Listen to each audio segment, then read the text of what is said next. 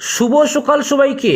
আজ 28 এপ্রিল 14 বৈশাখ সোমবার। আজকের সকালের বিশেষ বিশেষ খবর হলো, কড়া জবাব দেবে ভারত, প্রত্যেক দেশবাসীর রক্ত ফুটছে।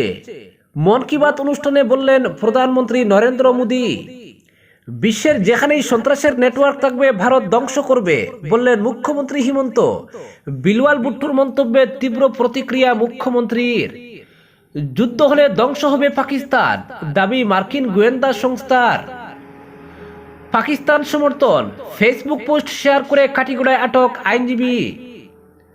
আমরাঘাটে সুনাই নদীতে তলিয়ে গেল স্কুল পড়ুয়া। এবং সর্বশেষ খবরটি হলো, হাইলাকান্দিতে মোমবাতি মিছিল করে নিহতদের শ্রদ্ধাঞ্জলি।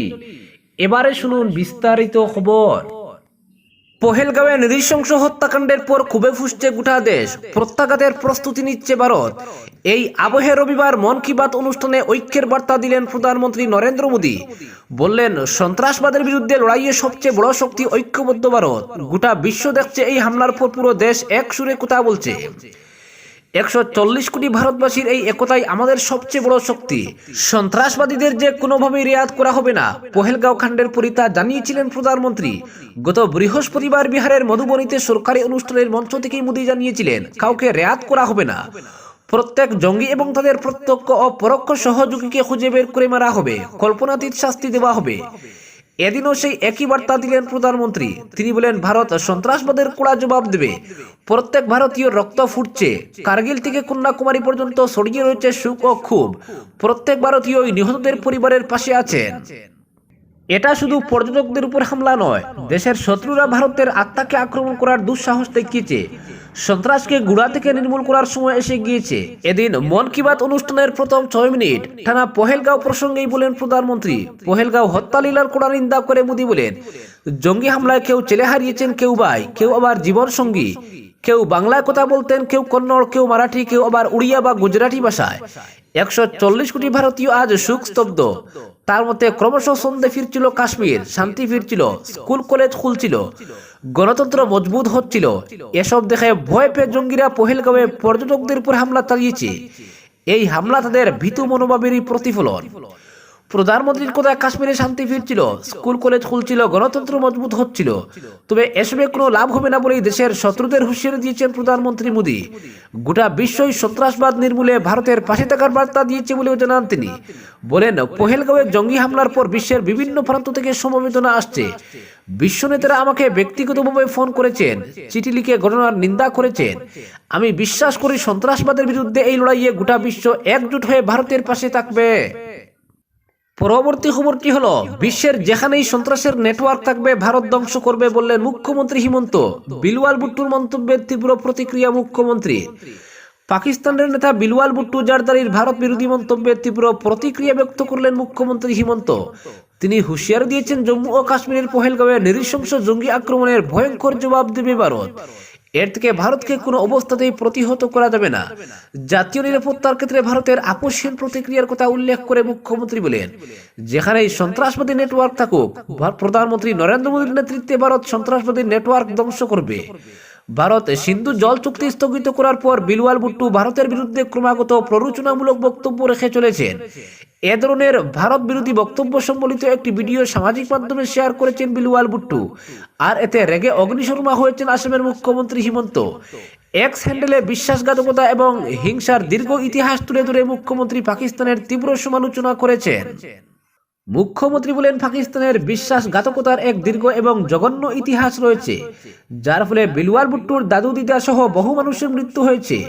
বিলওয়াল ভুট্টোর মতো একজন অযোগ্য পুত্রের মুখে ওদের আত্মত্যাগকে অসম্মান করে এ ধরনের কথা শুনতে বড়ই দুঃখ লাগে। মুখ্যমন্ত্রী হিমন্ত বিশ্ব শর্মার কথায়, বিলওয়াল ভুট্টোর পরিবার এমন এক পথ বেছে নিয়েছেন যেখানে শুধু অসম্মান। তাই ভুট্টোর পরিবারের প্রতি গভীর সমবেদনা প্রকাশ করেছেন মুখ্যমন্ত্রী শর্মা। বিলওয়াল ভুট্টোর বক্তব্যকে খারিজ করে মুখ্যমন্ত্রী হিমন্ত বিশ্ব শর্মা বলেন, বিলওয়ালের বক্তব্য শুধু তার পূর্বসূরীদের আত্মত্যাগকে অসম্মান করেনি, এই বক্তব্য বিলওয়াল যে দুর্বল নেতা এর প্রতিফলন। ভারতের দৃঢ় অবস্থানের কথা স্মরণ করিয়ে দিয়ে মুখ্যমন্ত্রী হিমন্ত বিশ্ব শর্মা বলেন, যখনই আমাদের মর্যাদার সুরক্ষা এবং আমাদের মানুষের নিরাপত্তার প্রয়োজন হয়, কেউ ভারতকে কঠোর অ্যাকশন থেকে আটকাতে পারবে না। আমাদের প্রতিক্রিয়া হবে দ্রুত এবং অত্যন্ত শক্তিশালী। সিন্ধু নদীর উপর ভারতের অধিকারের কথা উল্লেখ করে মুখ্যমন্ত্রী বলেন, সিন্ধু নদীর জল আমাদের এবং এটা আমাদের থাকবে প্রশ্নাতীতভাবে ও চিরন্তনভাবে। উল্লেখ্য, শুক্রবার পাকিস্তানের শুক্রে গণমিছিলে বিলওয়াল ভুট্টো বলেছিলেন, সিন্ধু জল চুক্তি ভারত একতরফাভাবে স্থগিত করার বিরুদ্ধে দাঁতভাঙ্গা জবাব দিতে পাকিস্তান ঐক্যবদ্ধ।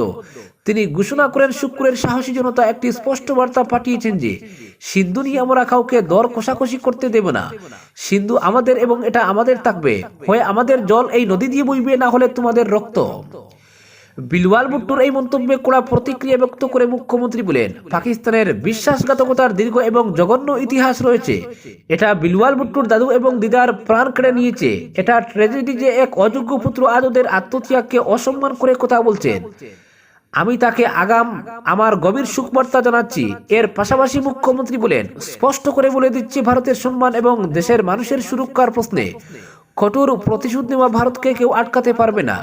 প্রধানমন্ত্রী নরেন্দ্র মোদীর নেতৃত্বে ভারত সন্ত্রাসবাদকে খুঁজে বের করবে এবং বিশ্বের যেখানেই সন্ত্রাসবাদের পরিকাঠামো থাকুক ধ্বংস করবে তা। ভারতের জাতীয় নিরাপত্তা নিয়ে কোনো আপোষ নয়। পরবর্তী খবরটি হলো, যুদ্ধ হলে ধ্বংস হবে পাকিস্তান, দাবি মার্কিন গোয়েন্দা সংস্থা।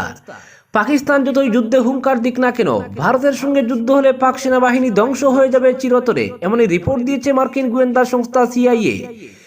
3 দশক আগে দেওয়া সিআইএর এই গোপন রিপোর্টে দাবি করা হয়েছিল, পাক সেনাবাহিনীর আধিকারিকরা মনে করেন ভারতের সঙ্গে আরো একটি বড় যুদ্ধ হলে তাদের পাক সেনাবাহিনী ধ্বংস হয়ে যাবে। 1993 সালে যদি আমেরিকার সেন্ট্রাল ইন্টেলিজেন্স এজেন্সি যদি এমন দাবি করে থাকে, তাহলে আজকের বিচারে ভারতের সেনাবাহিনী কয়েক গুণ বেশি শক্তিশালী।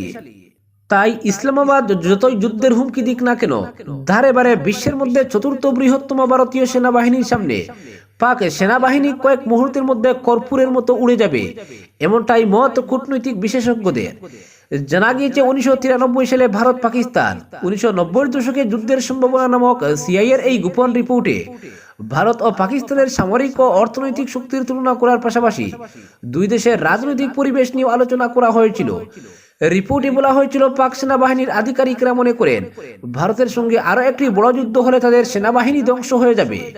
যদিও দুই দেশের মধ্যে সর্বাত্মক যুদ্ধের সম্ভাবনা মাত্র 20%, তবে তা তখনই ঘটতে পারে যখন সন্ত্রাসবাদের মতো ঘটনা ঘটবে। সিআইএর রিপোর্টে ভারত পাকিস্তান 1990-এর দশকে যুদ্ধের সম্ভাবনা বলা হয়। যুদ্ধ শুরু করার ব্যাপারে ভারতের কোনো কৌশলগত স্বার্থ না থাকলেও পাকিস্তান নিশ্চিতভাবে উদ্বিগ্ন যে আরো একটি বড় যুদ্ধ হলে সেনাবাহিনী ধ্বংস হয়ে যেতে পারে। পাকিস্তান বিশ্বাস করে পরমাণু অস্ত্র নিজেদের প্রতিরক্ষার জন্য। ভারতের ক্রমবর্ধমান শক্তির কারণে দেশটির অস্তিত্ব হুমকির মুখে পড়েছে। এমন পরিস্থিতি মোকাবিলার জন্যই পরমাণু অস্ত্র প্রস্তুত রাখা হয়েছে। রিপোর্টে আরো বলা হয়েছে, সন্ত্রাসবাদের প্রতি পাকিস্তানের সমর্থনের বিষয়ে তারা ওয়াকিবহাল। দুই দেশেই সর্বাত্মক যুদ্ধের সম্ভাবনা নেই, তবে পাকিস্তান থেকে সন্ত্রাসবাদী হামলার জবাবে ভারত সামরিক শক্তি ব্যবহার করতে পারে। নিয়ন্ত্রণ রেখা থেকে অনুপ্রবেশ ও জঙ্গি হামলা ঠেকাতে ভারতের পক্ষ থেকে কড়া পদক্ষেপ নেওয়া হতে পারে, যা দুই দেশের মধ্যে যুদ্ধের রূপ নিতে পারে। গ্লোবাল ফায়ার পাওয়ারের 2025 সালের রিপোর্ট অনুযায়ী সামরিক শক্তির নিরিখে বিশ্বের চতুর্থ সেরা দেশ হল ভারত, আর পাকিস্তান আছে 12 নম্বরে। গতবার পাকিস্তান 9 নম্বরে ছিল। এদিকে আমেরিকান সায়েন্টিস্টের তরফে যে রিপোর্ট প্রকাশ করা হয়েছিল তাতে দাবি করা হয়েছিল ভারতের ভান্ডারে 180টি পরমাণু অস্ত্র আছে, আর পাকিস্তানের ভান্ডারে আছে 170টি পরমাণু অস্ত্র। এই রিপোর্টের সত্যতা পাওয়া যায় খুদ পাকিস্তানের প্রাক্তন সেনা প্রধান জেনারেল কামার জাভেদ বাজওয়ার বক্তব্যে। 2016 থেকে 2022 সাল পর্যন্ত পাক সেনা প্রধান হিসেবে দায়িত্ব পালন করেছিলেন তিনি। 2021 সালে সাংবাদিকদের সামনে বাজওয়া বলেছিলেন, পাকিস্তানি সেনাবাহিনী ভারতের সঙ্গে যুদ্ধ করতে পারে না এবং তাই ইসলামাবাদের উচিত নয়াদিল্লির সঙ্গে একটি সমঝোতা করা। এর জন্যই তিনি তার সময়কালে ভারত ও পাকিস্তানের মধ্যে জম্মু কাশ্মীরের নিয়ন্ত্রণ রেখা একটি যুদ্ধবিরতি চুক্তি করেছিলেন।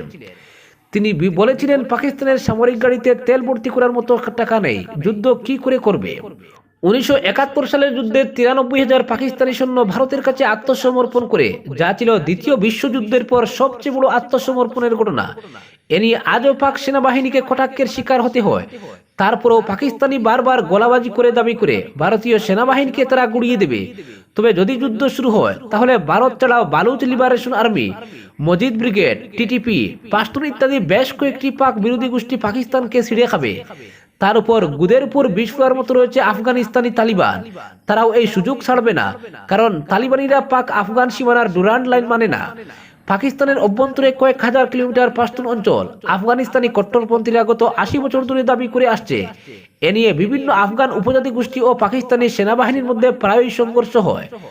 ভারত পাক যুদ্ধ শুরু হলে আফগানিস্তানের তালিবানরাও পাশতুন অঞ্চলকে নিজেদের অধীনে আনতে যে লড়াই শুরু করে দেবে এটা নিশ্চিত। সব মিলিয়ে ভারতের বিরুদ্ধে যুদ্ধে নামলে ইসলামাবাদের আমও যাবে, সালাও যাবে। পরবর্তী খবরটি হলো পাকিস্তান সমর্থন, ফেসবুক পোস্ট শেয়ার করে কাঠিগোড়ায় আটক আইনজীবী। পাকিস্তানকে সমর্থন সূচক ফেসবুক পোস্ট শেয়ার করে এবার বিপদে পড়লেন কাঠিগোড়ার এক আইনজীবী। তাকে আটক করে জিজ্ঞাসাবাদ চালাচ্ছে পুলিশ। প্রাপ্ত খবর মতে কাঠিগোড়ার শিবনারায়ণপুর গ্রামের বাসিন্দা পেশায় আইনজীবী কমরউদ্দিন চৌধুরী নাকি পাকিস্তানকে সমর্থন করা এক ফেসবুক পোস্ট শেয়ার করেছিলেন।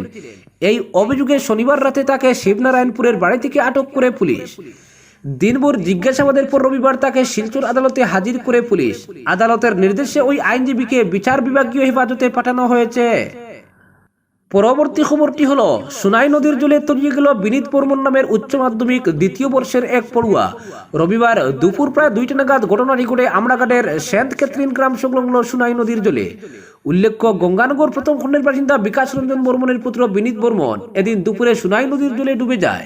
এদিন স্থানীয় বিডিবি কর্মী জয়ন্ত চন্দ্র সহ অন্যান্যরা বলেন, বিনীত বর্মনের সঙ্গে আরো 2 কিশোর এদিন স্নান করতে নদীর জলে নামে। কিছুক্ষণ পর 3জনই ডুবতে থাকে। ঘটনাটি দেখে কয়েকজন ছুটে এসে অন্য 2 কিশোরকে উদ্ধার করলেও ততক্ষণে নদীর জলে তলিয়ে যায় বিনীত বর্মন। মর্মান্তিক ঘটনাটির জেরে এলাকায় শোকের ছায়া নেমে আসে। স্থানীয়রা সঙ্গে সঙ্গে নিজস্ব উদ্যোগে উদ্ধার অভিযান শুরু করলেও কোনো লাভ হয়নি। এদিন বিকেল প্রায় 5টা নাগাদ সুনাই নদীতে বোট নিয়ে নেমে তল্লাশি অভিযান শুরু করে এসডিআরএফ বাহিনী। পরবর্তী খবরটি হলো হাইলাকান্দিতে মোমবাতি মিছিল করে নিহতদের শ্রদ্ধাঞ্জলি। কাশ্মীরে সন্ত্রাসীদের আক্রমণে নিরীহ পর্যটকদের মৃত্যু ও বেশ কয়েকজনের আহত হওয়ার ঘটনায় তীব্র নিন্দা জানিয়ে রবিবার সন্ধ্যায় হাইলাকান্দি নাগরিক অধিকার সুরক্ষা সমিতির উদ্যোগে এক ধিক্কার মিছিল পাকিস্তান ও সন্ত্রাসবাদের বিরুদ্ধে বিভিন্ন স্লোগান দিয়ে হাইলাকান্দি শহরের একাদশ শহীদ সরণির জাতীয় শহীদ স্মারকস্থলের সামনে থেকে শুরু হয়ে শহরের প্রধান সড়ক পরিক্রমা করে জাতীয় শহীদ স্থলে এসে শেষ হয়। এদিন মিছিলের শুরুতে মোমবাতি প্রজ্বলনের মাধ্যমে সন্ত্রাসীদের আক্রমণে নিহতদের স্মরণ করে শ্রদ্ধাঞ্জলি জ্ঞাপন করা হয়।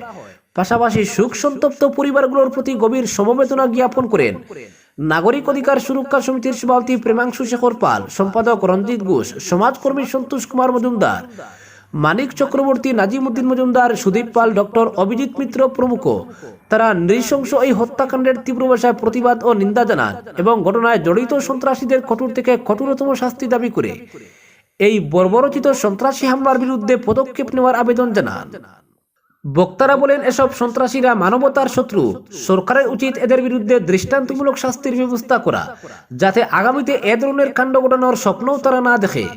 এদিনের ধিক্কার মিছিল ও শ্রদ্ধাঞ্জলি অনুষ্ঠানে অন্যান্যদের মধ্যে উপস্থিত ছিলেন ডক্টর বিধান দেব, ডক্টর নারায়ণ দেবনাথ, সুরজিৎ দেব, সুনির্মল দাস, বিনয়েন্দ্রনাথ ভট্টাচার্য, পারিজাত দেব রায়, মাধবী শর্মা, করুণাময় দেবনাথ, রমাকান্ত শুক্লবৈদ্য, শিকা পাল, কাঞ্চন চৌধুরী, শেখর চৌধুরী, অরুণ দাস, সুনীল কুমার শর্মা প্রমুখ।